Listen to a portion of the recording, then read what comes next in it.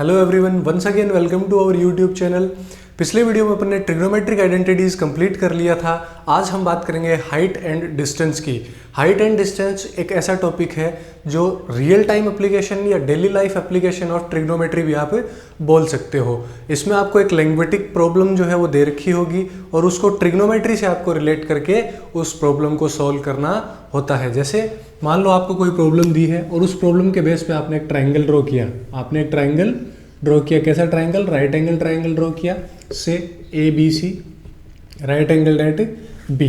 अब प्रॉब्लम के हिसाब से आपको क्या होगा, ट्राइंगल की तीनों साइड में से, ट्राइंगल की किन्हीं जो तीनों साइड है उनमें से कोई एक साइड आपको दे रखी होगी, कोई भी एक साइड जो है वो नॉन होगी और एक आपको जो है वो इसका एंगल भी, एक one of the two acute angle जो है वो आपको क्या होगा, गिवन होगा। तो उस बेस पे अपन जो है इस ट्राइंगल की तीनों साइड जो है वो ट्रिग्नोमेट्री की हेल्प से कैलकुलेट कर सकते हैं, फाइंड आउट कर सकते हैं। तो देखते हैं अपने को ये वाले क्वेश्चंस जो है हाइट एंड डिस्टेंस से रिलेटेड करने के लिए क्या क्या कंसेप्ट की जरूरत पड़ेगी और क्या अपनी अप्रोच रहेगी इन प्रॉब्लम्स को सॉल्व करने के लिए। तो बात करते हैं अगर concept used in this chapter height and distance. First रहेगा आपका लाइन ऑफ साइट, सेकेंड अपन पढ़ेंगे angle of elevation and third one will be angle of depression. आपके एग्जाम में डायरेक्ट इनकी डेफिनेशन भी पूछी जाती है, लेकिन अगर डेफिनेशन भी ना पूछे तो भी अपने को ये तीन जो कंसेप्ट है, ये तीन जो टर्म्स है, आपकी टर्मिनोलॉजी है, इनका पता आपको बहुत अच्छे से होना चाहिए ताकि अपने को हाइट एंड डिस्टेंस के क्वेश्चन करने में कोई दिक्कत ना हो। तो चलिए देखते हैं सबसे पहले what is line of site. Line of site क्या होती है? लाइन ऑफ साइट बच्चों कोई भी एक ऐसी लाइन सेगमेंट जो ज्वाइन करती हो किसी भी ऑब्जेक्ट को और आई ऑफ ऑब्जर्वर को, आई ऑफ ऑब्जर्वर और एक ऑब्जेक्ट को ज्वाइन करने वाली जो लाइन होती है उसको अपन क्या बोलते हैं, लाइन ऑफ साइट। मान लो ये हॉरिजॉन्टल या अर्थ सरफेस है, यहाँ कोई ऑब्जर्वर है, यहाँ कोई ऑब्जर्वर है और से यहाँ इसकी ये आई है, ये क्या है, आई है। और ये स्काई में जो है वो किसी ऑब्जेक्ट को ऑब्जर्व कर रहा है, या यूं कहें कि सामने इसके कोई बिल्डिंग है, कोई टॉल बिल्डिंग है और यहाँ पे ये this is the top of the building. इस टॉप ऑफ द बिल्डिंग को ये क्या कर रहा है, ऑब्जर्वर यहाँ से ऑब्जर्व कर रहा है, ऑब्जर्व कर रहा है। तो जिस ऑब्जेक्ट को ये ऑब्जर्व कर रहा है, top of the building object है, ये आपका, ये क्या है, ऑब्जेक्ट है और ये है ऑब्जर्वर, ये क्या है, ऑब्जर्वर। तो ऑब्जर्वर की आंख से ऑब्जेक्ट को ज्वाइन करने वाली जो लाइन है उसको अपन क्या बोलते हैं, लाइन ऑफ साइट बोलते हैं। तो this is what line of site, this is what line of site.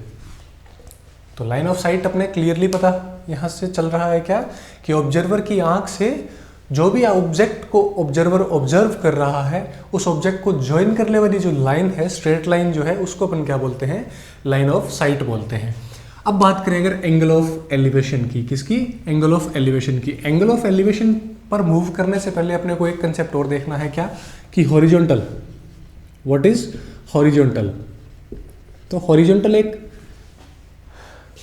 एक ऐसा प्लेन या एक ऐसी straight line which is parallel to the earth surface. ये अगर अर्थ सरफेस है तो ये लाइन क्या है, हॉरिजॉन्टल है, ये लाइन भी क्या है, हॉरिजॉन्टल है, ये लाइन भी क्या है, हॉरिजॉन्टल है, ये लाइन भी क्या है, हॉरिजॉन्टल है, ये लाइन भी क्या है, हॉरिजॉन्टल लाइन से आपको पता होगा पहले से ही। और perpendicular to the earth surface होती है उस लाइन को अपन क्या बोलते हैं, वर्टिकल बोलते हैं, उसको क्या बोलते हैं, वर्टिकल बोलते हैं। अब in the questions of height and distance जो हॉरिजॉन्टल अपन लेंगे वो होगा the line passing through eye of the observer. The line passing, what is horizontal, the line passing through eye of the observer and parallel to earth surface, parallel to earth surface. ये अपने को ध्यान रखना है कि जब भी मैं बात करूं इस हाइट एंड डिस्टेंस वाले चैप्टर में हॉरिजॉन्टल की, तो आपको सिंपली क्या समझ लेना है कि एक ऐसी लाइन की बात कर रहे हैं जो ऑब्जर्वर की आंख से पास हो रही है, एक वर्चुअल लाइन है जो कहाँ से पास थ्रू हो रही है, ऑब्जर्वर की आंख से पास हो रही है और वो क्या है, अर्थ सरफेस के बिल्कुल पैरेलल है बच्चों। तो अब बात करें अगर एंगल ऑफ एलिवेशन की, तो एंगल ऑफ एलिवेशन जो है वो एंगल बिटवीन, एंगल या inclination between line of site, line of sight and line of site, ये वाली line of sight and horizontal, line of sight and horizontal, the angle between line of sight and horizontal where horizontal is below the line of sight, या यूं भी कह सकते हैं where line of sight is above the horizontal. क्या बोल सकते हैं अपन कि angle between line of sight and horizontal where horizontal is below the line of sight और line of sight is above the horizontal is known as angle of elevation. ये definition जो आपको कई बार डायरेक्ट भी पूछ लेते हैं। चलिए देखते हैं इसका एप्लीकेशन क्या है, कैसे अपने इसको सिग्निफिकेंट कर सकते हैं डेली लाइफ में, या अपनी जो रियलिस्टिक प्रॉब्लम्स होगी उनमें अपने को जो है वो कैसे एंगल ऑफ एलिवेशन कहाँ क्या सिग्निफिकेंस है वो अपन देखते हैं। आइए देखें। तो जो मान लो ये अर्थ सरफेस है और यहाँ आपका कोई ऑब्जर्वर है, यहाँ पॉइंट ए है अर्थ सरफेस पे, यहाँ कौन है, ए पॉइंट पे कोई ऑब्जर्वर है और इसके सामने कोई टॉल ऑब्जेक्ट है, इसके सामने क्या है, कोई टॉल ऑब्जेक्ट है। इसको ये ऑब्जर्वर ए क्या कर रहा है, ऑब्जर्व कर रहा है, से टॉप ऑफ द बिल्डिंग जो है वो ये क्या कर रहा है, ऑब्जर्व कर रहा है। This is top of building, या इसको कहें पॉइंट बी, और ये है बेस ऑफ द बिल्डिंग, या जो भी टॉल ऑब्जेक्ट है आपका उसका बेस है, उसको अपन बोल देते हैं पॉइंट सी। अब ये ऑब्जर्वर है और ये है आपका ऑब्जेक्ट, तो लाइन ऑफ साइट कौन हो जाएगा आपका, ए बी हो जाएगा। लाइन ऑफ साइट कौन हो गया, ए बी। यहाँ क्या है, ऑब्जर्वर की से आई है, आई बना देते हैं अपन यहाँ, ये लो, ये ऑब्जर्वर की क्या है, आई है। तो ये है आपका ए सी जो ए बी जो लाइन है वो क्या है, लाइन ऑफ साइट है। ए बी जो है वो क्या है, क्लियरली लाइन ऑफ साइट है। अब अपन बात करें हॉरिजॉन्टल की। हॉरिजॉन्टल जो होता है वो क्या है, the line passing through eye of the observer and parallel to earth surface. अब आपकी जो ऑब्जर्वर की आई है is already lying on the earth surface, तो अर्थ सरफेस पर ही एक लाइन अपन ड्रॉ करें which is passing through the eye, तो ये क्या हो जाएगी आपका, हॉरिजॉन्टल हो जाएगा। ये क्या हो जाएगा बच्चों, हॉरिजॉन्टल हो जाएगा। अब लाइन ऑफ साइट और हॉरिजॉन्टल के बीच का जो एंगल है, ये से द एंगल इज थीटा, तो इस एंगल को अपन क्या बोल रहे हैं, एंगल ऑफ एलिवेशन बोल रहे हैं। गिवन दैट, इसके लिए एक नेसेसरी कंडीशन है, इसको एंगल ऑफ एलिवेशन कब बोलेंगे, जब आपकी लाइन ऑफ साइट जो है वो हॉरिजॉन्टल के क्या हो, ऊपर हो। जब लाइन ऑफ साइट क्या हो, हॉरिजॉन्टल के ऊपर हो, या यूं कहें हॉरिजॉन्टल जो है वो लाइन ऑफ साइट के क्या हो, नीचे हो, तभी इस एंगल को क्या बोलेंगे अपन, एंगल ऑफ एलिवेशन बोलेंगे। हालांकि एंगल ऑफ डिप्रेशन भी क्या होता है, हॉरिजॉन्टल और horizontal and line of site के बीच का ही एंगल होता है, लेकिन वहां क्या रहता है आपका, लाइन ऑफ साइट जो है वो क्या रहती है, हॉरिजॉन्टल से नीचे रहती है। या यूं कहें अगर अपन सिंपल वर्ड्स में, कि अगर आप अपनी हाइट से ऊपर की कोई ऑब्जेक्ट को ऑब्जर्व कर रहे हो, से अगर आप ऊपर की ओर देख के किसी ऑब्जेक्ट को ऑब्जर्व कर रहे हो, ऊपर की ओर देख के ऑब्जेक्ट को ऑब्जर्व कर रहे हो, तब हॉरिजॉन्टल और लाइन ऑफ साइट के बीच के एंगल को अपन क्या बोलते हैं, एंगल ऑफ एलिवेशन बोलते हैं। मान लो प्लेन, एक आपके स्काई में एक प्लेन उड़ रहा है और आप उसको ऑब्जर्व कर रहे हो, अगर आप उसको ऑब्जर्व कर रहे हो तो आपकी लाइन ऑफ साइट कौन, प्लेन को और आपकी आंख को ज्वाइन करने वाली लाइन, और horizontal which is passing through your eye, उन दोनों लाइंस के बीच में एंगल जो होगा उसको एंगल ऑफ एलिवेशन बोलेंगे।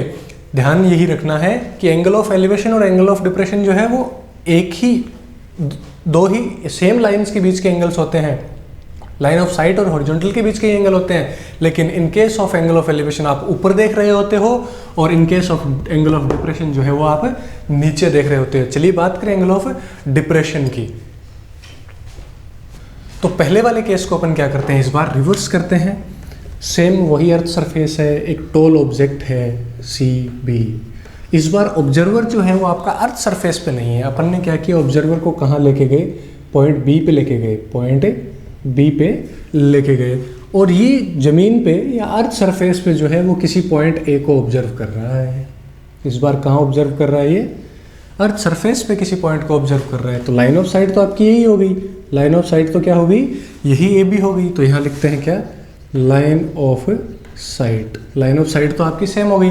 अब एंगल ऑफ डिप्रेशन की अगर बात करें तो angle of depression is what, the angle between line of sight and horizontal, whereas line of sight is below the horizontal. अब की बार हॉरिजॉन्टल जो आपको मैंने बताया कि इन केसेस में अपन हॉरिजॉन्टल हमेशा क्या कंसिडर करेंगे, a line passing through the eye of the observer, a line passing through eye of the observer. Observer कहाँ बैठा रखा है अपन ने, इस बार अपन ने पॉइंट बी पे या टॉप ऑफ द बिल्डिंग जो है वो क्या है, ऑब्जर्वर रख रखा है। तो हॉरिजॉन्टल जो है वो अर्थ सरफेस नहीं है, इस बार अर्थ सरफेस के ही एक पैरेलल लाइन ड्रॉ करनी होगी जो इसकी आंख से क्या हो, पास होती हो। तो ये आपका क्या है, इस बार हॉरिजॉन्टल है और ये लाइन ऑफ साइट है। इन दोनों के बीच का एंगल जो है ये थीटा, ये क्या है, एंगल ऑफ डिप्रेशन है बच्चों, एंगल ऑफ डिप्रेशन। अब देखो क्लियरली आपको पता चल रहा होगा कि in case of angle of elevation observer ऊपर देख रहा होता है, in case of angle of depression observer कहाँ देख रहा होता है, नीचे की ओर देख रहा होता है। तो जब भी अपने को क्वेश्चंस में दिए हुए होंगे कि एंगल ऑफ डिप्रेशन है या एंगल ऑफ एलिवेशन है, तो आपको क्लियरली पता चल जाएगा कि ऑब्जर्वर कहाँ रखना है और ऑब्जेक्ट कहाँ अपने को प्लॉट करना है इन द डायग्राम। उससे क्या होगा, अपना क्वेश्चन जो है वो बिल्कुल इजी बन जाएगा। In shape of triangle question आने के बाद जो है इजीली ट्रिग्नोमेट्री जो है अप्लाई की जा सकती है बच्चों। चलिए देखते हैं एक problem based on the line of site, angle of elevation, angle of depression and the trigonometry, यानी हाइट और डिस्टेंस का अपन क्या देखते हैं, एक क्वेश्चन देखते हैं। तो क्वेश्चन लेते हैं अपन मिसलेनियस एक्सरसाइज 8th का ही फर्स्ट क्वेश्चन। क्या बोला है उस क्वेश्चन में कि the shadow of a vertical pole, एक वर्टिकल पोल है, उसकी शेडो जो है उसकी हाइट के क्या है, इक्वल है। एक वर्टिकल पोल है और उसकी शेडो जो है उसकी हाइट के इक्वल है। तो आप एंगल ऑफ एलिवेशन ऑफ सन जो है वो फाइंड करके बताएं। चलिए सिंपल है बिल्कुल क्वेश्चन को देखते हैं क्या है। सबसे पहले शेडो किसकी है, आपको क्या करना होता है, सबसे पहले ऐसे क्वेश्चंस में एक डायग्राम प्लॉट करना होता है, डायग्राम ड्रॉ करना होता है बेस्ड ऑन द प्रॉब्लम। चलिए ये क्या बनाया अपन ने, एक अर्थ सरफेस बनाई, ये अर्थ सरफेस और इस पे एक पोल है, ये वर्टिकल आपका पोल है। वर्टिकल पोल जो है वो हमेशा अर्थ सरफेस से कितने डिग्री के एंगल पे रहता है, राइट एंगल पे या 90 डिग्री के एंगल पे रहता है। चलिए पोल को अपन बोलते हैं the pole is A B. अब here somewhere on the upper side sun is lying. तो अब जो शेडो बनेगी वो किस साइड बनेगी बच्चों, इसकी इधर बनेगी, ये सनरे है और जहाँ जहाँ से सनरेज ब्लॉक होंगी वहाँ तक क्या बन जाएगी, इसकी शेडो जो है वो बन जाएगी। ये क्या बन गई, इसकी शेडो बन गई है। ये क्या बन गई, शेडो बन गई। से द शेडो इज ए सी, से द शेडो इज ए सी। तो अब अगर अपन गौर से देखें बी और सी पॉइंट को ज्वाइन करें तो अपने पास एक राइट ट्राइंगल बन गया है A B C, right angle at A. अपने को क्या करना है, angle of elevation of sun. तो सी पॉइंट से अगर सन को देखें तो लाइन ऑफ साइट ये हो गई और हॉरिजॉन्टल आपका ये है। तो ये एंगल थीटा जो है आपको क्या करना है, पता करना है। एंड गिवन दैट कि हाइट ऑफ द पोल जो है वो शेडो की लेंथ के क्या है, इक्वल है। तो हाइट ऑफ पोल अगर अपन एज्यूम कर लें एच, हाइट ऑफ पोल क्या एज्यूम कर लें, एच एज्यूम कर लें, तो शेडो भी कितनी है बच्चों, एच ही है। शेडो भी कितनी है, एच ही है। क्वेश्चन में क्लियरली ये बोला हुआ है कि height of the vertical pole is equal to the shadow of the pole. तो height is H, then shadow must be also H. चलिए अब आपसे इसमें अप्लाई करेंगे ट्रिग्नोमेट्री। तो लिखते हैं in triangle A B C, in triangle A B C आपको कौन कौन से दोनों साइड के बीच में रिलेशन करना है।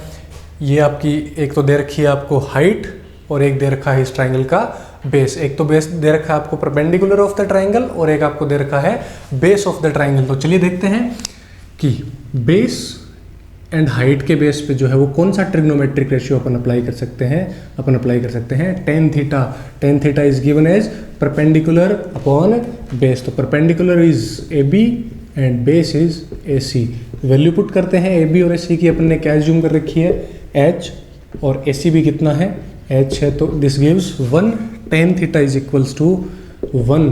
टेन थीटा आपका क्या मिला, आपको 1 मिला। अब टेन थीटा की वैल्यू 1 कब होती है, अगर आप टेबल पे गौर करें तो जब थीटा कितना हो, 45 डिग्री हो, थीटा कितना हो 45 डिग्री हो, तो टेन 45 की वैल्यू क्या होती है, 1 होती है। यानी angle of elevation of sun is कितना, 45। Angle of elevation of sun is 45। एक और क्वेश्चन देखते हैं अपन based on height and distance. तो बच्चों क्वेश्चन कौन सा लिया है अपन ने, क्वेश्चन नंबर लिया है 6th of miscellaneous exercise 8। Question ये कहता है कि दो पोल्स हैं दो पोल्स जिनकी लेंथ क्या है, अलग अलग है। एक की लेंथ 14 मीटर है और एक की लेंथ क्या है, 20 मीटर है। और उन दोनों पोल्स के जो वर्टेक्स हैं या जो टॉप ऑफ द पोल्स हैं उनको एक वायर से क्या कर दिया गया है, अटैच कर दिया गया है। अगर वायर जो है वो हॉरिजॉन्टल लाइन के साथ कितना 30 डिग्री का एंगल जो है वो क्रिएट कर रहा हो, सबटेंड कर रहा हो, तो आप क्या करें, दोनों पोल्स के बीच की डिस्टेंस या तो पता करें या उस वायर की लेंथ पता करें कितनी है। चलिए क्वेश्चन में जो भी प्रॉब्लम आपको दी हुई है उस प्रॉब्लम पे बेस अपन क्या बनाते हैं, यहाँ पे एक डायग्राम बनाते हैं। डायग्राम इसलिए ताकि उसमें ट्रिग्नोमेट्री अपन अप्लाई कर सके। चलिए दो पोल लेते हैं। फर्स्ट पोल जिसकी लेंथ जो है वो कितनी रखते हैं अपन, 14 मीटर रखते हैं। से द पोल इज AB। और दूसरा पोल इससे कुछ दूर पे से CD। दूसरा पोल अपन ने क्या लिया, CD ले लिया है। ये दो पोल्स हैं, वर्टिकल पोल्स हैं, तो सरफेस ऑफ द अर्थ के साथ कितना एंगल, ये राइट एंगल जो है वो सबटेंड कर रहे हैं। इन दोनों जो पोल्स के हैं, आगे क्वेश्चन में बोला है कि दोनों पोल्स के टॉप जो है या वर्टेक्स जो है उनको, सॉरी वर्टेक्स नहीं, टॉप जो है उनको क्या कर दिया गया है, एक वायर की हेल्प से ज्वाइन कर दिया गया है। तो ये अपना क्या है, वायर है जिसकी लेंथ अपने को पता करनी है। और ये वायर जो है वो हॉरिजॉन्टल के साथ कितना एंगल बना रहा है, 30 बना रहा है। तो अगर यहाँ से अपने को एंगल देखना है तो हॉरिजॉन्टल भी कहाँ होगा बच्चों, इस B पॉइंट से पास होने वाली लाइन जो है ये क्या है, अपना हॉरिजॉन्टल है। ये क्या है, हॉरिजॉन्टल है। तो ये वायर हॉरिजॉन्टल लाइन के साथ कितना, थीटा जो है वो कितना है, 30 डिग्री का एंगल बना रहा है। तो आप पता करें कि ये वायर की लेंथ कितनी है। अब अपने को पोल की लेंथ AB दे रखी है 14 मीटर और दूसरे पोल की लेंथ CD दे रखी है 20 मीटर। तो ये पूरी जो लाइन है वो कितनी है, 20 मीटर है। पूरा पोल CD जो है वो कितना है, 20 मीटर है। और ये एक रेक्टेंगल आपका फॉर्म हो रहा है, AC से यहाँ पे कोई पॉइंट है E, तो ABEC जो है एक रेक्टेंगल है, ये 14 मीटर है। तो यहाँ भी ये भी कितना हो जाएगा आपका, 14 ही मीटर हो जाएगा। ये कितना हो जाएगा, 14 मीटर हो जाएगा। टोटल कितना है, ये 20 है। तो यहाँ आपका ED कितना बचेगा, 6 मीटर। ED कितना बचेगा, 6 मीटर। अब अपने को पता क्या करना है वो देखते हैं कि आपको वायर की लेंथ पता करनी है। यानी कौन से वाले ट्राइंगल में, ट्राइंगल BE और D जो है उसमें BED में वायर की लेंथ जो है वो BD है। ये कितना है बच्चों, 6 मीटर है और ये एंगल कितना है, 30 डिग्री है। तो क्लियरली ये क्वेश्चन जो है वो ट्रिग्नोमेट्री पे बेस्ड आपको दिख रहा है। अपन इस क्वेश्चन को अगर सॉल्व करना चाहें तो गिवन साइड कौन सी है आपकी, हाइट या परपेंडिकुलर है। गिवन साइड क्या है, परपेंडिकुलर, क्योंकि एंगल 30 है। 30 के सामने वाली साइड क्या है, परपेंडिकुलर है। और एक आपको हाइपोटेन्यूज फाइंड करना है। तो दो जो साइड्स जिन पे आपको काम करना है, जिन पे वर्क आपको करना है, वो कौन कौन सी है, परपेंडिकुलर है। एक तो ट्राइंगल का क्या है, परपेंडिकुलर है, और एक उसका क्या है, हाइपोटेन्यूज है। एक उसका हाइपोटेन्यूज है। परपेंडिकुलर तो है DE जिसकी लेंथ है 6 मीटर, और हाइपोटेन्यूज जो है वो है BD जिसकी लेंथ आपको पता करनी है, और एंगल जो है वो कितना है, 30 डिग्री है। तो परपेंडिकुलर और हाइपोटेन्यूज में कौन सा ट्रिग्नोमेट्रिक रेशियो सही फिट बैठेगा, ट्रिग्नोमेट्रिक रेशियो साइन थीटा जो है वो किसको शो करता है, ratio of perpendicular and hypotenuse. तो अपन थीटा के लिए कौन सा ट्रिग्नोमेट्रिक रेशियो यहाँ लेंगे, साइन ही लेंगे। तो sine theta we know that is given as perpendicular upon a hypotenuse. तो साइन थीटा की वैल्यू, साइन 30, थीटा की वैल्यू कितनी, 30 पुट करी। परपेंडिकुलर कितना है अपना, DE 6 मीटर है, तो यहाँ लिखा 6 मीटर अपॉन हाइपोटेन्यूज अपने को फाइंड करना है, दैट इज BD। साइन 30 की वैल्यू होती है बच्चों 1/2, दिस इज 6/BD। और क्रॉस मल्टीप्लिकेशन अगर अपन कर दें तो अपने को क्या मिलेगा, BD is equals to 6 × 2 that is 12 meter. यानी length of the wire is 12 meter. तो ऐसे अपने जो है वो ये क्वेश्चन इजीली किए जा सकते हैं। अगले वीडियो में अपन मिलेंगे कुछ और क्वेश्चंस के साथ हाइट एंड डिस्टेंस से रिलेटेड। तब तक के लिए जय हिंद, जय भारत।